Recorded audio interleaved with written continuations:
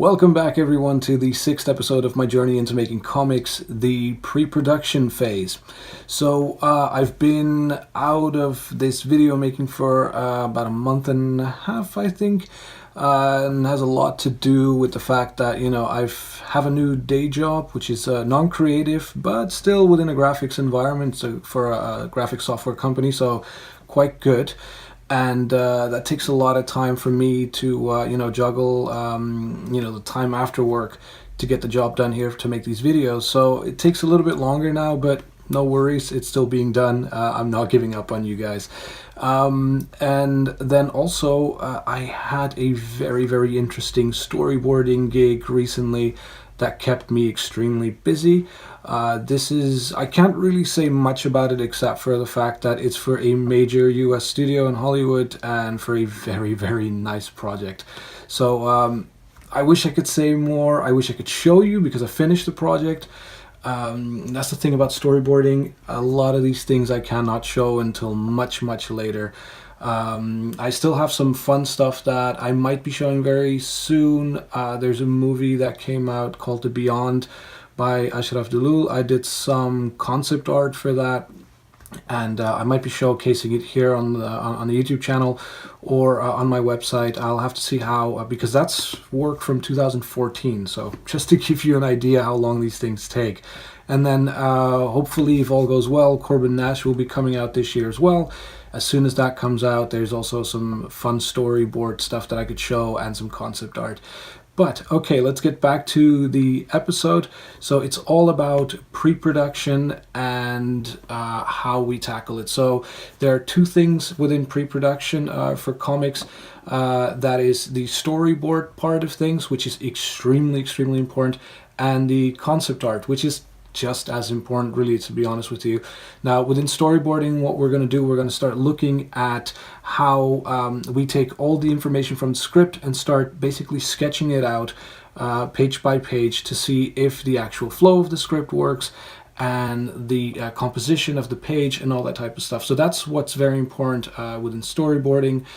And for concept art, what we're going to do is we're going to start looking at how, when you have a story, all your characters need a look and your environments need to be somewhat defined.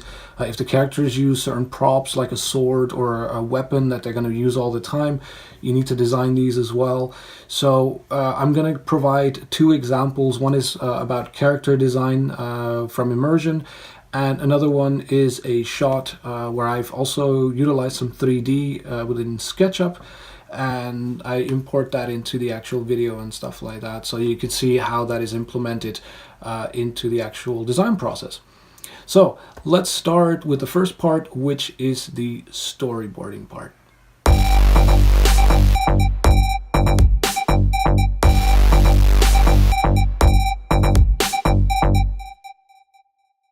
Okay, so for the storyboarding part, I'm going to be focusing on some storyboards that I did for the webcomic called Reset Access Denied. I can show you the webcomic right here, and you can view it on my website. It's still ongoing, so this is the actual webcomic. It's for free, obviously. You can view as much as you want. And as you can see here, the next strip is coming soon. So I'll give you guys a little bit of a explanation on how this works while I show you the storyboarding process and how I did it for this particular project. So for that, I'm going to do a time-lapse replay, and we're going to start with page 1. So here you can see how I actually did 4 pages on one A4 page. And the reason for that is so that the work is not too detailed. When the storyboarding process is too detailed, you have the risk of getting into too many details and then going too far. I mean, storyboarding should be a very simple and fast process. So one of these panels, takes about maximum anywhere between 5 to 10 minutes max, most likely less. and as you can see, I tackle them with, on one side I have the actual art, and on the other side I have the script. On the right side you can see the script of Recess Access Denied, which was done very simply on a an app called Omni Outliner, and it's basically just an outlining tool. So this particular script was very basic, just as I've described in the previous video as well, you'll see that it's literally just a whole bunch of outlines, and inside each little indent you can create more little steps, and so quite useful. Now, as you see here during the actual storyboarding phase, I'm gonna start zooming out because we're gonna I thought we were gonna enter page 2 already, but not yet. Apparently I made some last minute changes. It's all about composition, basically. For me, the most important thing within storyboarding, the very first step is getting the composition right, the look, the feel. Does the panel really give me that energy that I need for the story, and does the image itself sell the idea, basically. And as you can see, it changes quite a lot. This last page 1, you can see that I've changed the panels, the composition quite a few times, and I changed even the amount of panels. So even if in the script it might say something like, okay, there are 2 or 3 or 4 panels on the first page, it can all still change within the storyboarding phase. So that's very, very important to know. These things do tend to change. We're moving on to page 2, and that is important because your script should be basically the foundation of your entire project, but it doesn't mean that it's written in stone and that's it. You have to follow every word and every panel to the letter. Sometimes in storyboarding you'll notice that some things just work better when in different ways than it's described in the script, and that's why storyboarding is so unbelievably important. So it's just a way of testing things out.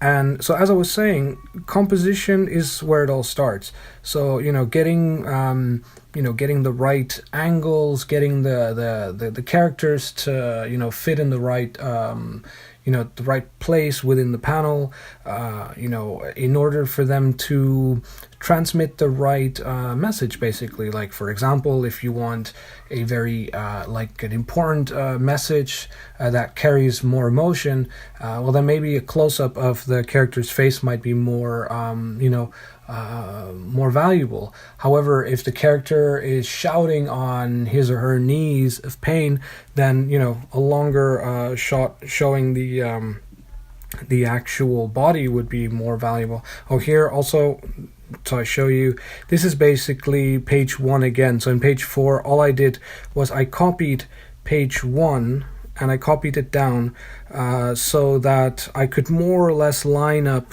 the the panels and the actual strips to page 3, so that later on I wouldn't have to modify it too much.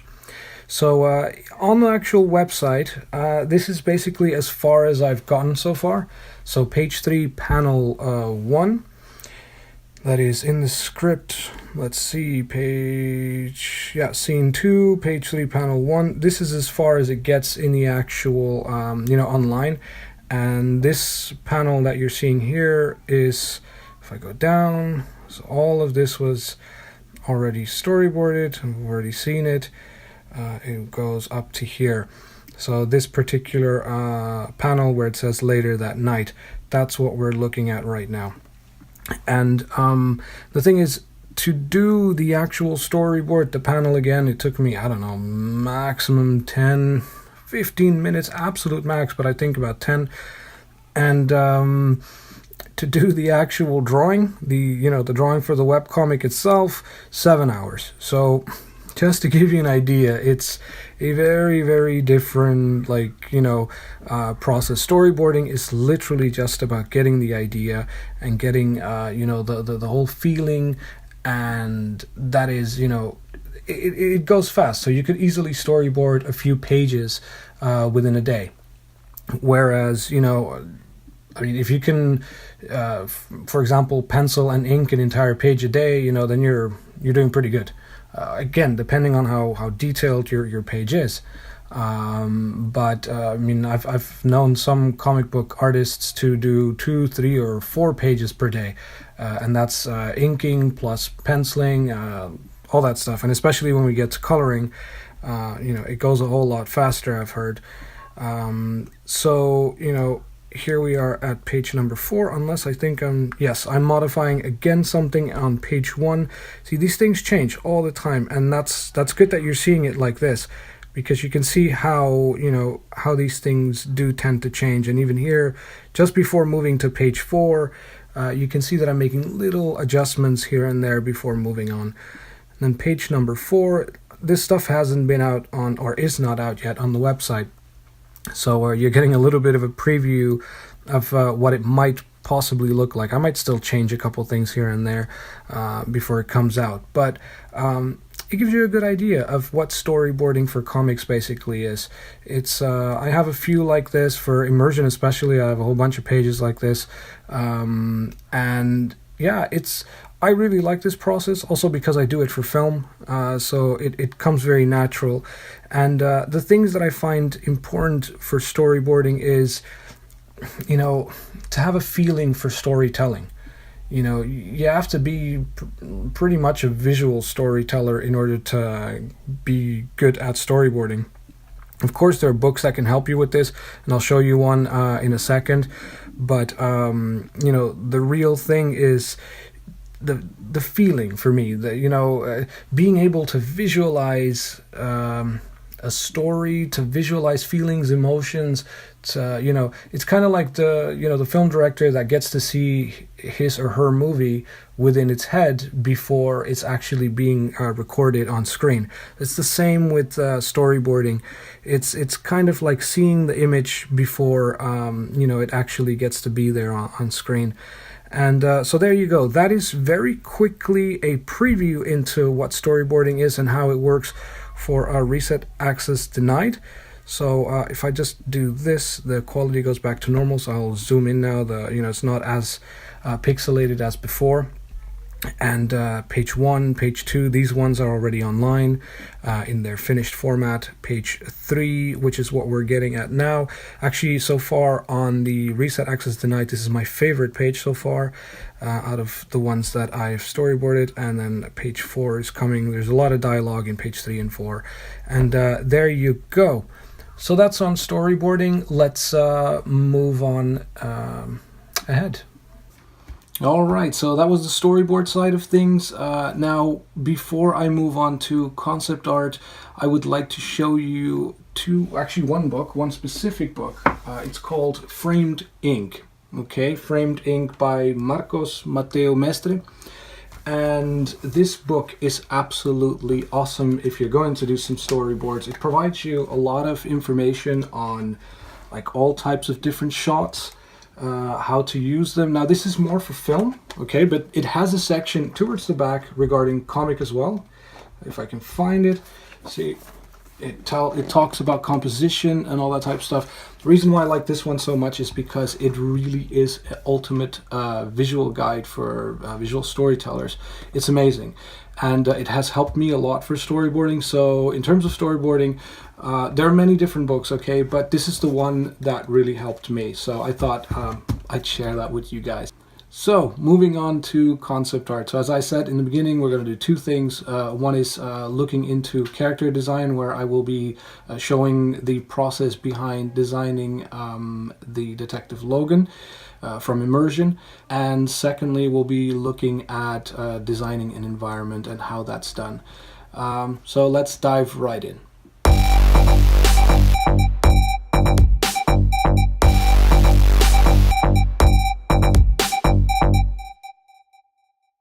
So, creating the concept art. Now, I would like to mention that creating concept art doesn't necessarily need to be step 2. So you could do concept art before storyboarding. So the actual, flow, like whether you do storyboarding first or concept art first, it doesn't really matter. Like they don't have to be one after the other. It all depends on what works for you. So if you want to work on the characters first and then start storyboarding, that's fine. I mean, at least within the storyboarding process, you do need to have some type of an idea of what your character is going to look like. So if the character is going to have long hair, at least in the storyboards, try to draw long hair. So at least the bare basics. But there are plenty of parts of concept art that is done after storyboarding or during the process. So just wanted to get that out of the way first. Now, quickly moving on to what you're looking at. These are the first sketches I did for the protagonist of my webcomic called Immersion, which is still being developed behind closed doors. It is Detective Logan. And in this image, you can see how I'm trying to create different looks that kind of all look alike, similar, but it's for me to then have an idea and move on to the next stage, which is one where I actually create different looks of him, but his face really does start to look more and more like, one and the same face. So that's what you can see here. And this stage is basically the last one before I do the turnarounds. So the turnarounds is literally where I do a perfect image of his face from the front, from the side, 3/4 view, the back, and everything lines up, the nose, the eyes and stuff. So this is the very last stage before I do that. And here I really try to get the art style right, the look, the lines, the little details. At this stage, I really do need to start getting an idea of Detective Logan. So for you guys, here you go. This is, part of concept art, obviously, and it's all part of creating your characters, especially the protagonists. They're super important. Right, let's move on.